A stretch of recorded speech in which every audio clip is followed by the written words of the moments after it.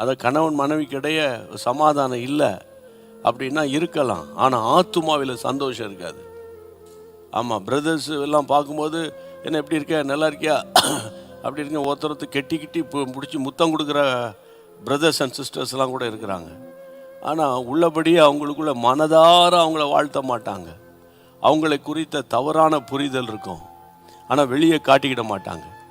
அப்படிப்பட்ட ஒரு பெரிய கிறிஸ்தவ ஒரு குரூப் ஒன்று இருக்குது.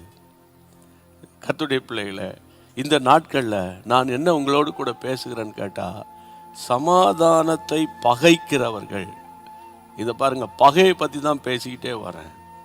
இந்த பூர்வ காலத்தில், முந்தின காலத்தில் நம்ம இருந்த அந்த பகை அந்த காலத்தில் இவர் என்ன பண்ணார் தெரியுமா, எங்கள் அப்பாட்ட எப்படி நடந்தான்னு தெரியுமா, அப்படி இப்படின்னு பழைய சம்பவங்களெல்லாம் கிண்டி கிளறி அதை பேசும்போது அந்த இடத்துல சமாதானம் பகைக்கப்படுகிறது.